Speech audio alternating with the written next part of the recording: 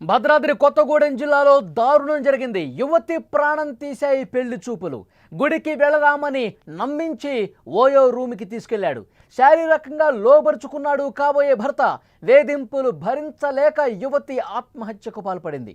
ఒంటిపై గాయాలతో కుటుంబీకులకు అనుమానం వచ్చింది. యువకుడిపై కేసు నమోదు చేశారు పోలీసులు. దర్యాప్తు చేస్తున్నారు. అసలు రోజు రోజుకి అఘాయిత్యాలు నేరాలనేవి చాలా భయపెడుతున్నాయి. ఎక్కడ చూసినా ఇలాంటివే కనిపిస్తున్నాయి. పెళ్లి పేరుతో జరుగుతున్న వేధింపులు, ఆ తర్వాత చోటు చేసుకుంటున్న విషాదాలు చూస్తుంటే నిజంగా ఈ సమాజంలో ఇలాంటి దరిద్రులు ఇంకా ఉన్నారా అనిపిస్తుంది. తాజాగా భద్రాద్రి కొత్తగూడెం జిల్లాలో జరిగిన ఒక సంఘటన దీనికి నిదర్శనం. పెళ్లి చూపుల పేరుతో జరిగిన పరిచయం ఒక యువతి ప్రాణాలు తీసింది. భద్రాద్రి కొత్తగూడెం జిల్లా టేకులపల్లి మండలం వెంకటయ్య తండాకు చెందిన తుల్లిక శ్రీకి లక్ష్మీదేవపల్లి మండలం సీతారాంపురానికి చెందిన బిచ్చాతో 3 నెలల క్రితం పెళ్లి చూపులయ్యాయి. ఇద్దరు ఇష్టపడటంతో వారి కుటుంబాలు కూడా నిశ్చితార్థానికి రెడీ అయ్యారు.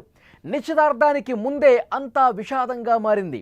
గుడికి వెళదామని బిచ్చా కోరడంతో తుల్లిక శ్రీ కుటుంబ సభ్యులు ఏమాత్రం ఆలోచించకుండా అంగీకరించారు. కాబోయే అల్లుడే కదా, ఎలాగో పెళ్ళవుతుంది కదా, ఆ నమ్మకంతో కాబోయే అల్లుడని చెప్పి పంపిస్తే వాళ్ళ నమ్మకాన్ని వమ్ము చేశాడు. ఆ యువతి జీవితాన్ని నాశనం చేశాడు. తుల్లికను గుడికి తీసుకెళ్తానని చెప్పి భద్రాచలం తీసుకెళ్లాడు బిచ్చా. ఆమెను ఒక ఓయో రూమ్కి తీసుకెళ్లాడు. ఇద్దరం ఎలాగో పెళ్లి చేసుకుంటున్నాం, ఇద్దరం ఎలాగో కలిసే బతికేది అని నమ్మించాడు. బలవంతంగా శారీరకంగా లోబరుచుకునే ప్రయత్నం చేశాడు. ఆమె మొదట నిరాకరించింది. ఇది కరెక్ట్ కాదు, మనం ఇలా ప్రైవేటుగా ఉండొద్దు అని చెప్పింది. ఎలాగో ఒక మంత్లో మనం పెళ్లి చేసుకోబోతున్నాం, మనం కలవబోతున్నాం, కలిసి జీవితం కొనసాగబోతోంది, ఇంకెందుకు భయం అని ఒత్తిడి చేశాడు. ఒత్తిడి చేసి శారీరకంగా ఆ ఓయో రూమ్లోనే వాడుకున్న పరిస్థితి. భద్రాచలం నుంచి తిరిగి వచ్చినటువంటి కొద్ది రోజులకే తుల్లిక శ్రీని ఇక అనుమానించడం మొదలుపెట్టాడు. ఆ బిచ్చా అనేవాడు అనుమానించడం మొదలుపెట్టాడు. నేను పిలవగానే నువ్వు భద్రాచలం వచ్చావు, నేను పిలవగానే ఓయో రూమ్కి వచ్చావు, నువ్వు ఇంతకుముందు కూడా ఇలా చేయలేదని గ్యారంటీ ఏంటి? ఇంతకుముందు నువ్వు ఇంకా ఎంతమందితో ఈ విధంగా బయటకు వెళ్ళలేదని గ్యారంటీ ఏంటి? తనే బలవంత పెట్టాడు, తనే గుడికి తీసుకెళ్తానని చెప్పాడు, గుడికి తీసుకెళ్లకుండా ఓయో రూమ్కి తీసుకెళ్ళాడు. ఇప్పుడు పూర్తిగా పని అయిపోయిన తర్వాత శారీరకంగా ఆ పాపని లోబర్చుకున్న తర్వాత తుల్లిక శ్రీని ఇప్పుడు మాట మార్చేశాడు, ప్లేటు ఫిరాయించేశాడు, ముఖం చాటేశాడు. నేను నిన్ను పెళ్లి చేసుకోను, నాకు నువ్వు వద్దు, నువ్వు ఇప్పుడే ఈ విధంగా ఉంటే నువ్వు గతంలో ఏం చేసుంటావు, ఎంతమందితో వెళ్ళుంటావు అంటూ ఈ విధంగా మానసికంగా వేధింపులకు గురి చేశాడు బిచ్చా అనే వెధవ. భద్రాచలం గుడికి వెళ్ళొచ్చాక అతని ప్రవర్తనలో పూర్తిగా మార్పు వచ్చేసింది. తుల్లిక శ్రీని ప్రతిరోజు కూడా ఫోన్ చేసి ఇదే విధంగా వేధింపులకు గురి చేశాడు, మానసిక క్షోభకు గురి చేసేవాడు. నువ్వు నాకు వద్దు, నేను నిన్ను పెళ్లి చేసుకోనంటూ ఈ విధంగా మాట్లాడటం మొదలుపెట్టాడు. తుల్లిక శ్రీ భరించలేకపోయింది. తుల్లిక శ్రీ ఈ మానసిక వేదనను తట్టుకోలేకపోయింది. తీవ్ర మనస్తాపానికి గురైంది. ఈ నెల 13న పురుగుల మందు తాగి ఆత్మహత్యకు ప్రయత్నించింది. వెంటనే ఆమెను ఆసుపత్రికి తరలించిన ఫలితం లేదు.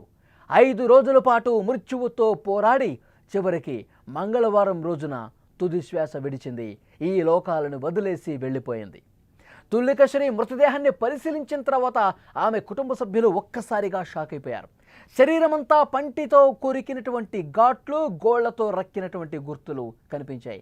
అంటే అక్కడ ఆ బిచ్చా అనే వెధవ ఆ ఓయో రూమ్లోకి తీసుకెళ్లి ఎంత దారుణంగా మానవ మృగంలాగా ప్రవర్తించి ఆమెని శారీరకంగా వాడుకున్న పరిస్థితి. ఈ గాయాలని చూసిన తర్వాత వాళ్ళకి అప్పుడు అర్థమైంది మొత్తం కూడా. అంటే ఈమె ఎందుకు ఆత్మహత్యకు పాల్పడింది, ఎందుకు పురుగుల మందు తాగి జీవితాన్ని వదిలేసుకోవాలని ఎందుకు వచ్చిందంటే, తను పూర్తిగా శరీరాన్ని కాబోయే భర్త కదా అని చెప్పి అతను బలవంత పెడితేనే అర్పించుకున్న తుల్లిక శ్రీ ఇక ముఖం చాటేయడంతో నా జీవితం మొత్తం నాశనం అయిపోయింది, బిచ్చా అనేవాడు నా జీవితాన్ని పూర్తిగా లేకుండా చేశాడని భావించి మనస్తాపానికి గురై ఇక అదే ఆలోచనలో ఉండి నిద్రలేని రాత్రులు గడిపి ఇక నా జీవితం అయిపోయిందంటూ ఆమె ఆత్మహత్యాయత్నం చేసింది. తర్వాత పురుగుల మందు తాగిన తర్వాత 5 రోజుల పాటు మృత్యువుతో పోరాడింది. ఎంత దారుణం చూడండి. తమ కూతురి మరణానికి కారణం ఆ బిచ్చానే, అతడి వేధింపుల వల్లే మా పాప చనిపోయిందంటూ కుటుంబ సభ్యులు ప్రస్తుతం ఆందోళన చేస్తున్నారు. పోలీసులకు కంప్లైంట్ ఇచ్చారు. పోలీసులు దర్యాప్తు చేస్తున్నారు. మొత్తం విషయం బయటకు వచ్చింది. అతడు ఓయో రూమ్కి తీసుకెళ్ళింది, ఓయో రూమ్లో చేసింది మొత్తం కూడా నిజమే అని పోలీసులు విచారణ చేస్తుంటే వాస్తవాలు బయటకు వస్తూ ఉన్నాయి. తుల్లిక శ్రీ అంతిమ యాత్ర జరుగుతున్నటువంటి సందర్భంలో కూడా పెద్ద ఎత్తున అక్కడున్న గ్రామస్తులు కూడా ఆందోళన చేస్తున్నటువంటి పరిస్థితి ఉంది. తుల్లిక శ్రీ అంతిమ యాత్ర సమయంలో ఏ విధంగా పరిస్థితి ఉందో, ఆ గ్రామంలో ఎంతటి విషాదం నెలకొందో కూడా కనిపించినటువంటి పరిస్థితి ఉంది. నిజంగా ఇలాంటి మానవ మృగాల్ని ఏం చేయాలి? ఇలాంటి వెధవల్ని ఏం చేయాలి? నువ్వంటే నాకు ఇష్టం, నేను నిన్ను పెళ్లి చేసుకుంటున్నాను, మన ఎంగేజ్మెంట్ కూడా అయిపోయింది, ఇక జీవితాంతం మనిద్దరం కలిసి ఉండాలి, ఇప్పుడు కలిస్తే తప్పేంటని చెప్పి కామంతో కళ్ళు మూసుకుపోయి ఒక ప్రైవేట్ లాడ్జ్లోకి ఓయోకి తీసుకెళ్ళి చాలా అమానుషంగా ప్రవర్తించిన పరిస్థితి. ఎందుకంటే ఆమె శరీరం చూసిన తర్వాత, పోస్ట్ మార్టంలో బయటపడ్డ విషయాలు చూసిన తర్వాత ఆ బిచ్చా అనేవాడు ఎంత దారుణంగా ప్రవర్తించాడన్నది కూడా అర్థమవుతుంది. ఇలాంటి మానవ మృగాల్ని, ఇలాంటి కొవ్వు పట్టిన వెధవల్ని ఏం చేయాలి? అంటే తన పని అయిపోయింది కాబట్టి ఇక పెళ్లి నుంచి తప్పించుకుందాం అనుకున్నాడు. ఎస్, ఓ రూమ్లో కలిసా, నీకు అయిపోయింది, తన చాప్టర్ క్లోజ్, ఇంకా వేరే వాళ్ళతో మనం వ్యవహారం నడిపించాలి, ఈ అమ్మాయిని వదిలించుకోవాలి, ఇంకొకళ్ళు చూసుకోవాలి. ఇదే కదా వాడి ఆలోచన ధోరణి, ఇదే కదా వాడి మానసిక స్థితి. సో డెఫినెట్గా అతడి మీద చాలా కఠినంగా వ్యవహరించాల్సిన అవసరం ఉంది. బిచ్చాని జైల్లో పెట్టి మేపటం కాదు, అలాంటి వెధవల్ని ఇంకా కఠినంగా శిక్షించాలని చెప్పి ఆ కుటుంబ సభ్యులు ప్రస్తుతం డిమాండ్ చేస్తున్నారు. కన్న కూతురిని వాళ్ళు కోల్పోయి చాలా బాధలో ఉన్నారు.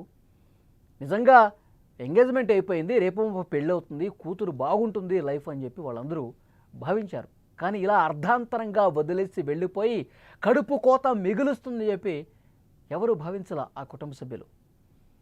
అంటే అక్కడ పెళ్లి చూపులు అయిపోయాయి, అప్పుడు పరిచయం ఏర్పడింది, కాబోయే భార్యాభర్తలు వాళ్ళు మాట్లాడుకుంటారు కదా, వాళ్ళు కలిసి అటు గుడికో ఇట్లా సరదాగా వెళ్ళొస్తారు కదా అని చెప్పి అనుకున్నారే తప్పించి ఇంత దారుణం జరిగిపోతుంది, నా కూతుర్ని ఈ విధంగా అన్యాయం చేస్తాడు, మానసికంగా ఇంత క్షోభకు గురి చేస్తాడని చెప్పి తల్లిదండ్రులు భావించాల. కానీ ఇది నిజంగా ఒక హెచ్చరిక లాంటిది తల్లిదండ్రులకు కూడా. ఎందుకంటే పెళ్లి చూపులు అయిపోయాయి కదా అని చెప్పి వాళ్ళని స్వేచ్ఛగా వదిలేస్తే ఇలాంటి దారుణాలే జరుగుతాయి అనటానికి ఒక నిదర్శనంగా నిలిచింది. అందరూ కూడా అలర్ట్గా ఉండాల్సిన అవసరం ఉంది. ఇలాంటి ఘటనలే అట్లా ఇప్పుడు ప్రస్తుతం ఉన్నటువంటి కొంతమంది మానసిక పరిస్థితి, వాళ్ళు ఏ విధంగా ఆలోచిస్తున్నారు, వాళ్ళ చేష్టలు ఏ విధంగా ఉన్నాయి, వాళ్ళ ప్రవర్తనలు ఏ విధంగా ఉంటున్నది ఇలాంటి ఘటనలే నిదర్శనంగా కనిపిస్తాయి. సో డెఫినెట్గా ఆ మానవ మృగాన్ని, ఆ బిచ్చా అనే వాడిని చాలా కఠినంగా శిక్షించాలనుకుంటున్నారు పోలీసులు. దర్యాప్తులో వాస్తవాలన్నీ కూడా ఒక్కొక్కటిగా వెలుగులోకి వస్తున్నాయి. ఈ వీడియో చూస్తున్న వాళ్ళు స్పందించండి. ఆ బిచ్చా అనేవాడు వాడి పట్ల వాడిని నమ్మింది, తుల్లిక శ్రీ వాడిని నమ్మింది కాబట్టే ఓయోకి వెళ్దామంటే కూడా వెంట నడిచింది. కానీ ఆ నమ్మకాన్ని వాడు వమ్ము చేశాడు కదా. ఇలాంటి వాళ్ళను ఉద్దేశించి మీరు ఏం చెప్తారు? ఇలాంటి వాడికి ఎలాంటి శిక్ష వేస్తే కరెక్టు? నమ్మక ద్రోహం చేశాడు కదా ఆ కుటుంబానికి కూడా, ఏం చెప్తారు? తప్పకుండా కామెంట్ రూపంలో తెలియజేయండి.